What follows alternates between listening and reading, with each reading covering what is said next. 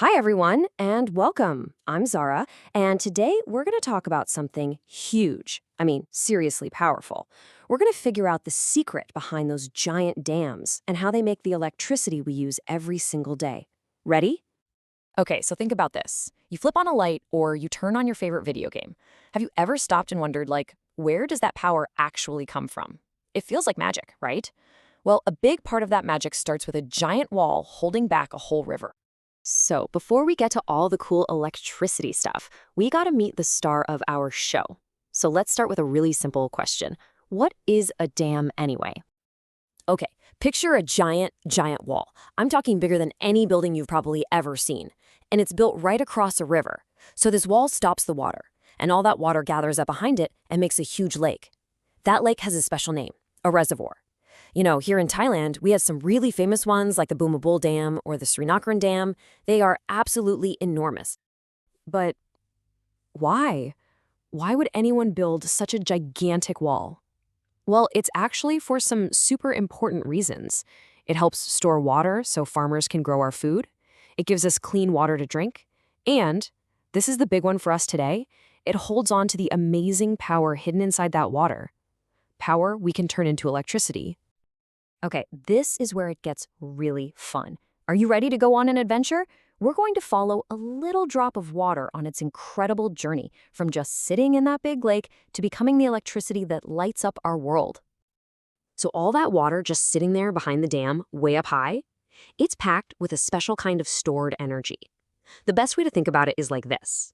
Imagine you've climbed all the way to the top of a super tall slide at the playground. You're just sitting there, not moving, right? But you're full of energy, just waiting to whoosh down.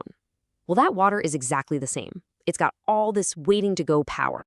So, how do we get that waiting to go power out? It happens in 5 simple steps. First, you've got all that water collected in the reservoir, just waiting. Step 2, a huge gate at the bottom of the dam swings open, and the water starts rushing down through a giant pipe. It's like a super water slide.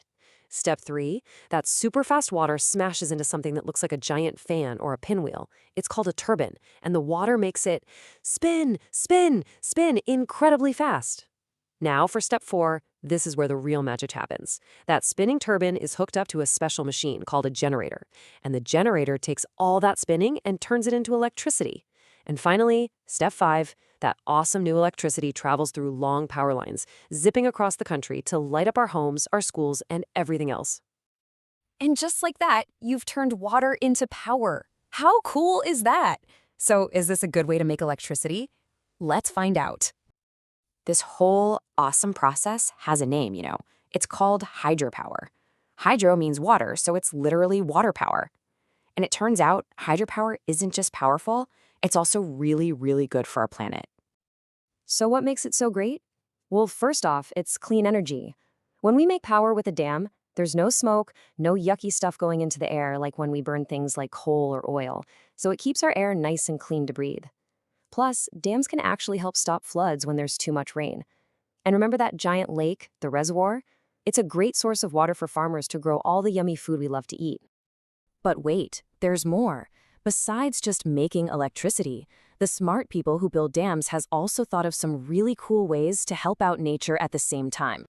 Okay, get this. This is my favorite part. Some dams have something called a fish ladder. No, really, it's like a special staircase just for fish. It has little pools and steps that help the fish swim and jump all the way past that giant dam wall so they can get back home upstream. Isn't that amazing? It shows we can make power and take care of the animals who live in the river. So, from now on, whenever you flip a light switch, just stop and think for a second.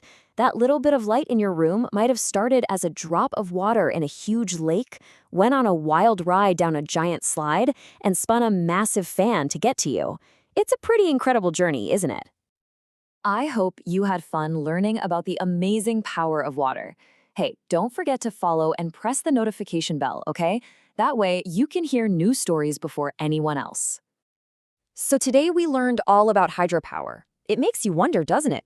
What other kinds of clean energy are out there helping to power our world? Something to think about.